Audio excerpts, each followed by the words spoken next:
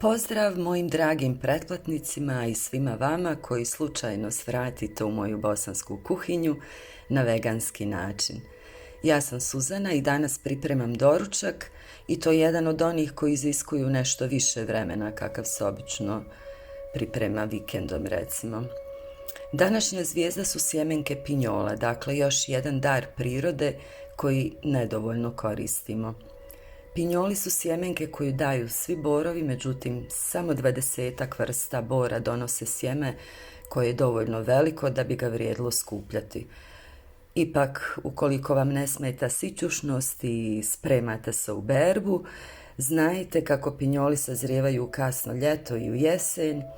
Skupljene češere u kojima se nalaze sjemenke treba birati još neotvorene, a nakon branja ostaviti ih u platnenim vrećicama pod suncem nekih 2 do 3 tjedna, koliko im otprilike treba da se otvore i oslobode sjemenke.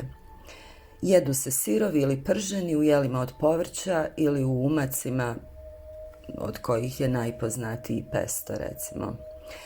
Među orašastim plodovima pinjol je kralj proteina. 100 grama pinjola sadrži čak 31 gram proteina. Međutim, 100 grama pinjola sadrži i velikih 670 kalorija.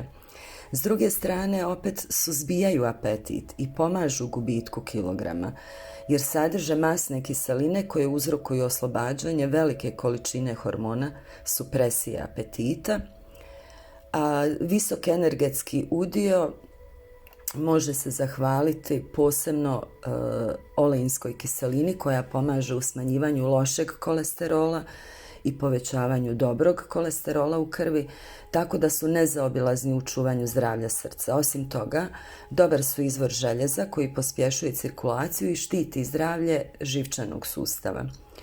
Proteini i magnezij iz pinjola ih čini savršenim izvorom energije, pa ih uvijek jedite kad ste umorni. Vrlo su bogati antioksidansima, čime pomažu u borbi protiv slobodnih radikala. Znamo kako je djelovanje slobodnih radikala u osnovi svake upalne reakcije, odnosno svake bolesti.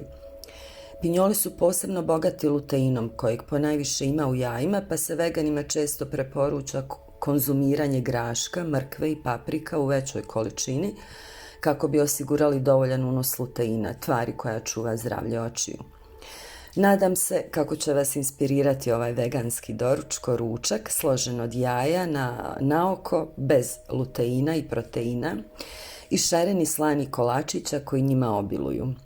Ne zaboravite kako je zdrava ishrana samo jedan od segmenata našeg zdravlja, nastojte u ovim hladnim danima boraviti što više u prirodi i naravno ostanite mirni, spokojni, sretni, uživajte i u slast.